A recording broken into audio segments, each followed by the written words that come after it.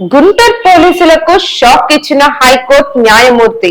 Budampadu Saint Mary మహిళా engineering కళాశాలలో polytechnic మొదటి సంవత్సరం చదువుతున్న గర్నపూడి శ్రావణ సంధ్య కళాశాల వసతి గృహంలోని 4వ అంతస్తుపై నుంచి పడిపోయిందని వార్డెన్ నుంచి తల్లిదండ్రులకు 2017 ఫిబ్రవరి 28న ఫోన్ కాల్ వచ్చింది. ఈ వ్యవహారంపై నల్లపాడు పోలీసులు కేసు నమోదు చేశారు. వారు దర్యాప్తు సక్రమంగా చేయడం లేదని సిబిఐ లేదా సిఐడికి కేసు అప్పగించాలని మృతురాలి తల్లి జయలక్ష్మి 2017 జులైలో హైకోర్టులో పిటిషన్ దాఖలు చేశారు.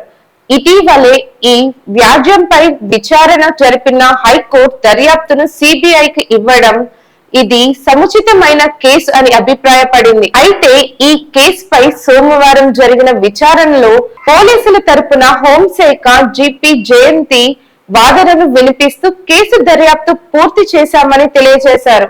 అలా అయితే ఛార్జ్ షీట్ ఎందుకు వేయలేదని న్యాయమూర్తి ప్రశ్నించారు. భవనం పై నుంచి పడిపోయినట్లు మృతురాలే వాంగ్మూలం ఇచ్చినట్లు పోలీసులు చెప్పిన సమాధానానికి హైకోర్టు న్యాయమూర్తి హాస్పిటల్ కి తీసుకువచ్చాక ప్రైమరీ ట్రీట్మెంట్ తరువాత డెత్ స్టేట్మెంట్ రికార్డ్ చేస్తారు. అలాంటిది మార్గం మధ్యలోనే అమ్మాయి చనిపోతే వాంగ్మూలం ఎలా ఇచ్చిందని న్యాయమూర్తి ప్రశ్నించారు.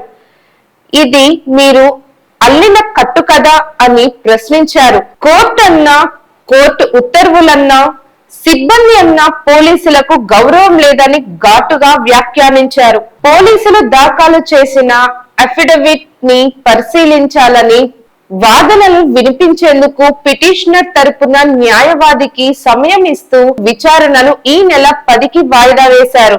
ఇంతకీ ఈ కేసును విచారించిన జడ్జ్ ఎవరో తెలుసా? ఆయనే న్యాయమూర్తి జస్టిస్ భట్టు దేవానంద్ గారు.